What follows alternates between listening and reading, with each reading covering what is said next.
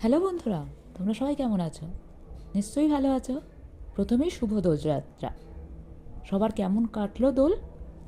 আমার কিন্তু বেশ কেটেছে। অবশ্য গ্রহণ ছিল, একটা দিন কম ছিল, কিন্তু তাও ভালো কেটেছে। সামনে অবশ্য আসছে পঞ্চম দোল। অনেকের থাকে কিন্তু, তাই না? আমাদের এখানেও আছে। তো যাই হোক, তোমরা জানাও কিন্তু আমাকে কাঠগোলাপটা কেমন লাগছে।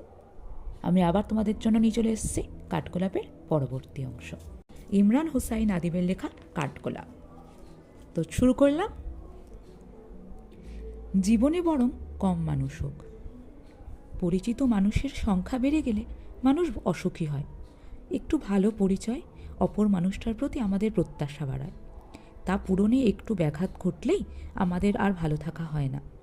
তার চেয়ে বরং জীবনে কম মানুষ হোক, তবে গুরুত্ব বাড়ুক।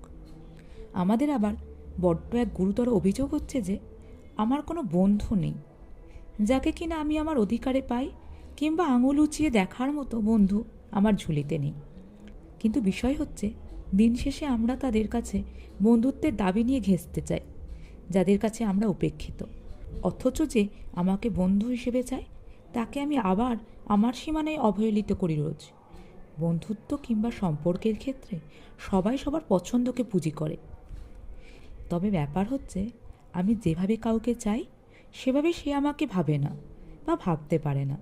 এটা তার মতো করে, তার ব্যক্তিগত রুচিবোধ। ঠিক এমনটা করে আমি এটা কেন ভাবি না যে আমায় যে তার প্রিয়জন হিসেবে চায়, তাকেও তো আমি আমার নিজস্ব রুচি থেকে তার মতো করে গ্রহণ করি না। আমার তো তাকে ভালো নাও লাগতে পারে। আমার কাছে সে অবহেলিত। আমার যেমন তার প্রতি আগ্রহ নেই, তেমনভাবে আমার প্রতিও তো অন্য কারো আগ্রহ না থাকাটাই স্বাভাবিক। কিন্তু মানুষ নিজের অবস্থানটা দেখে না শুধু দোষারোপ করে দাঁড়ের ভার চাপায়। দোষে কেউ নয়, সবাই সবার আগ্রহ ও ভালো লাগার এক জটিল ব্যক্তিগত জালে বন্দী। কেউ কারো কাছে তার সবটা উৎসর্গ করেও প্রিয় হতে পারে না, আবার কেউ একটুতেই ভীষণ কাছের হয়ে ওঠে। আমরা বরং অবাধ চাহিদা কমিয়ে যা জোটে তাতেই অভ্যস্ত হয়ে বেঁচে থাকি। বেঁচে থাকতে এত চাহিদা পূরণ হওয়াটা জরুরি নয়। আজকেরটা একটু কেমনই, তাই না? মানে হঠাৎ করে যেন জীবনের গভীর বাস্তবতার সাথে আমরা সম্মুখীন হলাম। এটা তো সত্যি, এখন আজকের দিনে দাঁড়িয়ে আমারও মনে হয় জীবনে বরং কম মানুষ হোক।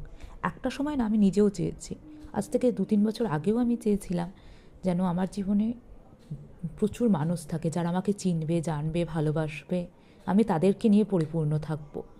কিন্তু আজকের দিনে দাঁড়িয়ে, এই 27 বছর বয়সে দাঁড়িয়ে আমি বুঝতে পারলাম যে না, এটা সম্ভব নয়। হয়তো একা থাকাটাই কোথাও না কোথাও শান্তিতে থাকা, আনন্দে থাকা। কারণ আমরা না অন্যকে খুশি করতে গিয়ে নিজের খুশিটাই হারিয়ে ফেলি। সেটা আমি বহুবার করেছি, 1-2 বার না, এখনও করছি। আমি জানি আমি কষ্ট পাচ্ছি, কিন্তু অপোনেন্টকে আমি কষ্ট দিতে পারি না। সবে দোল গেছে, এখনই মনে এতটা কষ্ট দেওয়া যাবে না, তাই না? কি বলো তোমরা? দেখি না পরেরটা কি আছে। শুরু করলাম। প্রেম ও প্রেমিক হোক শুদ্ধ। নামটা কিন্তু খুব সুন্দর। দেখি কি আছে। প্রেম ও প্রেমিক হোক শুদ্ধ। প্রেমিক রূপে উপস্থিত হওয়া শরীর পিপাসু পুরুষের দল শহরের কোলাহল হতে বিতাড়িত হোক। অধিকার নামে অনধিকার চর্চায় দাপট দেখানো প্রিয় মানুষ হতে প্রিয় শব্দটা বরং কাটা পড়ুক। স্বার্থপুষের কাছে আসা লোলুপ চাহিদার মানুষগুলোর ওপর জোরালো বিধিনিষেধ জারি হোক। বসন্তের ছায়ায় ভেসে আসা কালপিঠে এসব পুরুষের দৃষ্টি কেড়ে নিক। বিশ্বাসযোগ্য হয়ে ওঠার অভিনয় পরিপক্ক প্রেমিকের নাম বেছে খাওয়া পুরুষের অন্ন বন্ধ হোক 3 বেলা। বিকৃত অনুভূতিতে ঠাসা পুরুষের নিউরনে জায়গা করে নিক অকথ্য ব্যথা সর্বক্ষণ। নারী মানেই ভোগ, এমন বাসনায় ছটফট করা লালসা জাগানো পুরুষের মন পুড়ে যাক আগুনের তপ্ত শিখায়। একসময় সম্মান দেখানো চোখ যখন হয়ে ওঠে হিংস্র, সে চোখের দৃষ্টি বরং ঝলসে যাক অন্ধত্ব উন্মাদনায়। প্রণয়ের আশ্রয়ে বেড়ে ওঠা বদনাম রটানো কালো ছায়াগুলো দমকা বাতাসে বিধ্বস্ত হোক শীঘ্রই।